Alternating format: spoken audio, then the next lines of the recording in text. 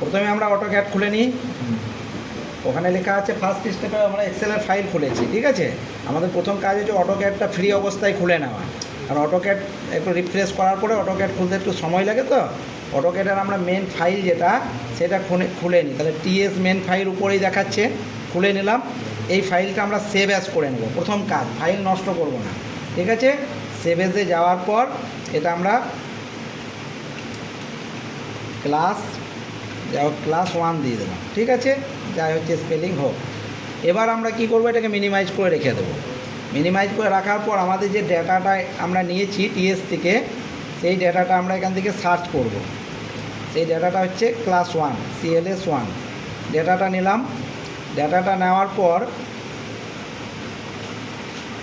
আমরা কি করব, আমাদের একটা ফর্মুলা পড়ে আছে। এবার ফর্মুলাটা ওপেন করব। এই যে ফর্মুলা হচ্ছে সাইনো জিএনএসের ফর্মুলাটাতে কোনো রকম সেভ এডিট কোনো কিছু করব না। এটা মিনিমাইজ করব, কেবলমাত্র এখান থেকে এটাকে কপি করব। এইভাবে কন্ট্রোল-C, আমরা এখানে যাব, ফর্মুলাটাতে ক্লিক করব, 1 নম্বরের সেলটাতে ক্লিক করার পরে কন্ট্রোল-V করে দেবো। সব কিছু অ্যারেঞ্জ হয়ে যাবে। যদি এটা না হয় এই জায়গাতে এসে ডবল ক্লিক করলে আমার পুরো নিচে পর্যন্ত চলে আসবে, হয়েছে। এবার আমরা কি করব, কেবলমাত্র এই পয়েন্টটার কোঅর্ডিনেটের ঘরটা নেব, দুটি একসাথে পয়েন্ট থেকে এই কোঅর্ডিনেটের ঘরটা কপি করব, কন্ট্রোল-C, অটোক্যাডে যাব, লেয়ার চেঞ্জ করব, পয়েন্ট লেয়ার নেব, কমান্ড বারে আসবো, রাইট ক্লিক করে পেস্ট করে দেবো, অথবা কন্ট্রোল-V করে দিলেও হবে, ঠিক আছে। পয়েন্টগুলো চলে এসছে। যদি দেখতে না পাই স্ক্রলটা ডাবল ক্লিক করব, তাহলে চলে আসবে। যদি দেখতে না পাই কন্ট্রোল-A করব, তাহলে পয়েন্টগুলো এখানে আছে, কিন্তু পয়েন্ট স্টাইল দেওয়া নেই। তার জন্য আমরা কিবোর্ড থেকে টাইপ করব DDPT পয়েন্ট স্টাইল, এন্টার দেব। এখান থেকে যে কোনো একটা পয়েন্ট স্টাইল নিয়ে নেব। নেওয়ার পর সাইজটা আমরা 3 কি 4 করে দেব। দেওয়ার পর অবশ্যই set size in absolute unit করতে হবে। এই জায়গায় ক্লিক করব, ওকে করে দেব। তাহলে পয়েন্টগুলো চলে এসছে আমার ঠিক ঠিক জায়গায়, যে যে জায়গায় আমি সার্ভে করেছি। এবার আমরা সিরিয়াল নাম্বার আনতে চাচ্ছি, তাহলে লেয়ারে দেখব সিরিয়াল নাম্বার। এখানটায় সিরিয়াল নাম্বার আমরা দেখতে পাচ্ছি না, তাহলে আমরা একটা লেয়ার ক্রিয়েট করব। লেয়ার ক্রিয়েট করার জন্য LA এন্টার। নিউ লেয়ারের জন্য এখানে অপশান আছে, আইকন আছে কেবলমাত্র। যদি ভুলে যাই তাহলে মাউস পয়েন্টটা নিয়ে যাব, নিউ লেয়ার, Alt+N দিলেও হয়। এই জায়গায় ক্লিক করব, নিউ লেয়ার চলে এসছে। ব্যাক স্পেস দেওয়ার দরকার নেই, কেবলমাত্র লিখব SL নাম্বার। এক্ষেত্রে আমরা কেবলমাত্র কালারটা চেঞ্জ করব। কালারে ক্লিক করব, ক্লিক করার পর আমাদের পছন্দ মতো একটা কালার নিয়ে নেব, ওকে করে দেব। এবার এটাকে আমরা ক্লোজ করে দেব। ক্লোজ করে দেওয়ার পর লেয়ারটা এখান থেকে চেঞ্জ করব। এই যে সিরিয়াল নাম্বার একটা লেয়ার চলে এসছে, এই জায়গায় যদি ক্লিক করি কালার খুলে যাবে। আমরা সাইডে ক্লিক করব, তাহলে লেয়ারটা চলে এসছে। এবার আমরা আবার এক্সেলের ফর্মুলাটাকে খুলব।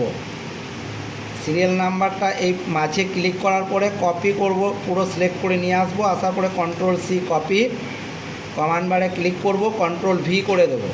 কন্ট্রোল-V করে দেওয়ার পর আমার সিরিয়াল নাম্বারগুলো চলে এসছে। সিরিয়াল নাম্বারগুলো একটু অ্যারেঞ্জ করব আমরা কি করে, একটার উপর ক্লিক করব, একবার মাউস থেকে রাইট ক্লিক করব, সিলেক্ট সিমিলার অপশানে যাব, কিবোর্ড থেকে টাইপ করব M, এন্টার দেব। তারপরে এই জায়গায় ক্লিক করব, বেস পয়েন্ট হিসাবে সরিয়ে নিয়ে আসবো, এই জায়গায় একটু রেখে দেবো পেস্ট। তাহলে কি হলো, আমার সিরিয়াল নাম্বারগুলো একটু সরে সরে চলে এসছে। এবার আমরা কি করব, এটা 0 আছে কারণ এই পয়েন্টটা আসেনি, মানে 0 কোঅর্ডিনেটে ছিল, দরকার নেই। এবার আমরা আসব, আমাদের কোডগুলো নেব, একই রকমভাবে এই জায়গায় কপি করব। যদি অনেক থাকে তাহলে একটা সেলে ক্লিক করব, কন্ট্রোল-Shift ডাউন কি, তাহলে নিচে পর্যন্ত চলে যাবে। কন্ট্রোল-Shift, অর্থাৎ একটা সেলে ক্লিক করলাম, কন্ট্রোল-Shift ডাউন কি, তারপর কপি, ঠিক আছে।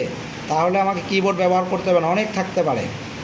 আসবো, লেয়ার চেঞ্জ করতে ভুলবো না, CD, এটাই হচ্ছে কোড।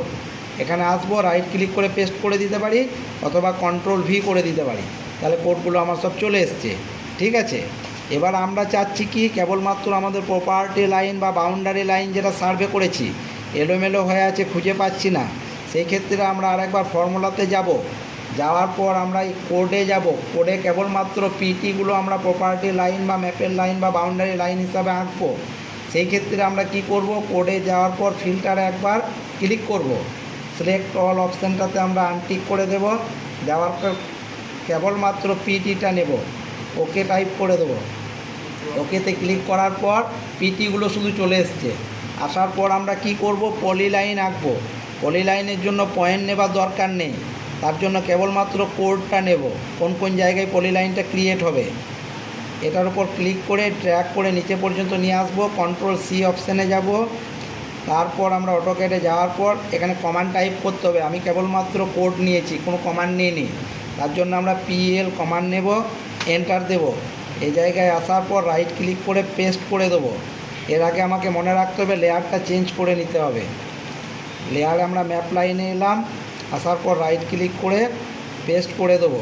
পেস্ট করে দেওয়ার পর কেবলমাত্র সি টাইপ করব, এন্টার দেবো, তাহলে ক্লোজ হয়ে যাবে। এটাই হলো আমার প্রপার্টি লাইন, কেবলমাত্র পিগুলোকে জুড়ে দিয়েছে। ঠিক আছে, ওই জন্য কোড যেটা যা দেব একই দেব, যেটা যা দেব। ঠিক আছে, এবার যদি আমার মনে হয় বিডি আছে দুটি, বিডিটাকে জুড়বো, তাহলে কি হবে, বিডি অনেক থাকতে পারে।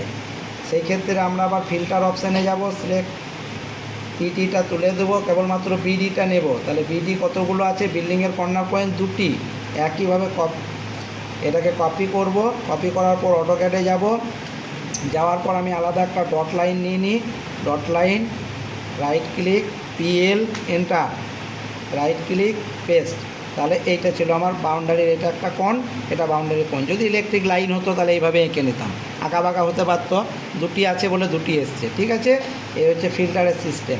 এখানটায় আমার আর কোনো কাজ নেই, আর এটা তো আগেই শেষ হয়ে গেছে।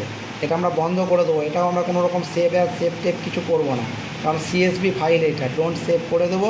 এটার ক্ষেত্রেও আমরা বন্ধ করে ডোন্ট সেভ করে দেবো। এর মধ্যে আমরা মাপ লিখব, ড্রয়িং করব, সব কিছু লিখে আমাদের নিজের মধ্যে মোবাইলে এটা আমরা ভরে নেব আজকেই। ঠিক আছে, আমি একটা দেবো, ওইটা আমি গ্রুপে দিয়ে দেবো, তোমরা করে নেবে। ঠিক আছে, ছেড়ে দাও, আমি গ্রুপে সিএসভি ফাইলে